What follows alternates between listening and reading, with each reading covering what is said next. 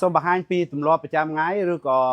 ទម្លាប់ដែលបងប្អូនអ្នកឈឺចង្កេះត្រូវតែហាត់ទាំងព្រឹកទាំងល្ងាចខ្ញុំបង្ហាញលំហាត់ជាឈុតហ្មងបើសិនបងប្អូនហាត់បានមួយខែទៅ2 3ខែបងប្អូននឹងឃើញធូរ10ទៅ50%ដែលបងប្អូនអាចធ្វើបានអញ្ចឹងយើងចាប់ដើមពីការអង្គុយនៅខាងក្រោមនេះអូខេបន្តមកបត់ជើងមួយទៅក្រោយបត់ជើងមួយទៅក្រោយយើងនៅឲ្យបានយូរតាមដែលអាចទៅបានប៉ុន្តែនៅក្នុងវីដេអូនេះខ្ញុំសូមធ្វើលឿនអញ្ចឹងទីដៅនៃការ stretch នេះគឺបងប្អូនពលាទៅសាយខាងមុខនេះហើយបងប្អូនសូមព្យាយាមដើរឲ្យច្រើនហើយបន្តមកទៀតយើ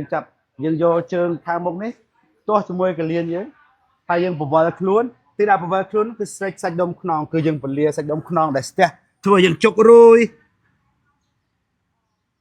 អូខេនៅបានប្រហែលជា3ទៅ5នាទីនៅលើនឹងកាន់តែល្អដូរទៅមួយជាងទៀតបន្តមកយើងធ្វើដូចជើងខ្ញុំខាងស្ដាំនេះដែរបត់ជើងទៅក្រោយទាញកពួនជើងទៅខាងយើងនៅពត់ខ្លួនទៅក្រោយរៀមតឹងក្បាលជង្គង់បន្តិចល្អទាំងក្បាលជង្គង់ល្អទាំងចង្កេះសរសៃ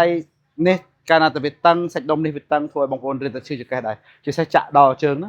ហើយបងប្អូនយកជើងនេះខ្ទាស់មកកភ្លៅបត់ទៅក្រោយចាប់ដើមបវល់នៅមួយដាក់ថែមវិញនៅបាន3ទៅ5នាទីចេញមកវិញបើសិនជាបងប្អូនធ្វើយូររៀងស្ពឹកខ្លាំងយើងហាត់លំហាត់ជូតកញ្ចក់ឡានបន្តិចជូតឆ្វេង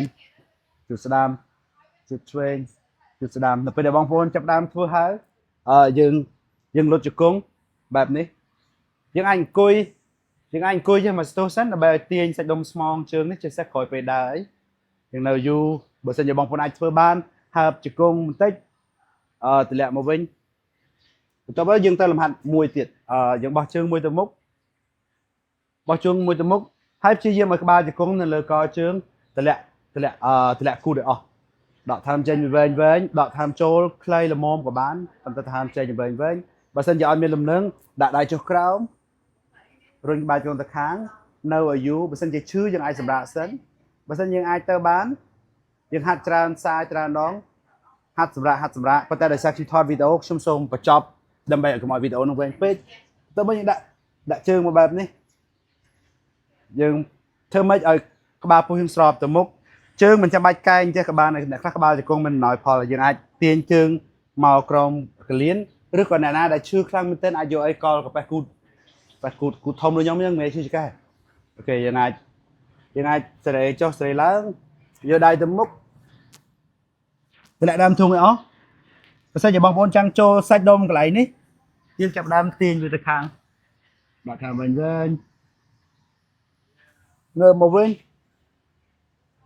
យើងអាចធ្វើច្រើនដងអញ្ចឹងមកជុំនេះបងប្អូនអាចហាត់ច្រើនដងក៏បានអូខេខ្ញុំសូមបដូរទៅមួយជំនាញទៀតបោះជើងទៅមុខ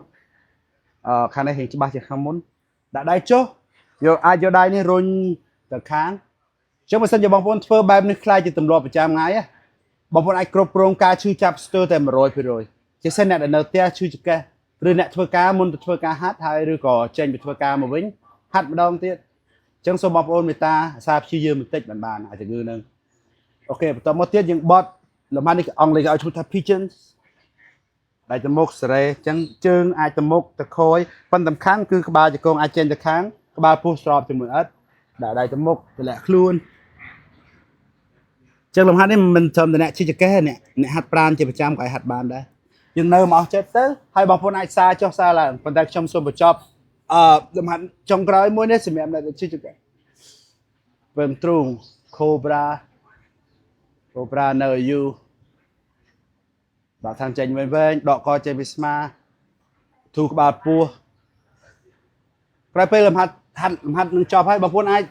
បកទៅហាត់លំហាត់សារដើមវិញឬក៏បងប្អូនអាចហាត់លំហាត់មួយច្រើនដងក៏បានដែរអរគុណច្រើនកុំភ្លេចមើលវីដេអូបន្ទាប់បាទ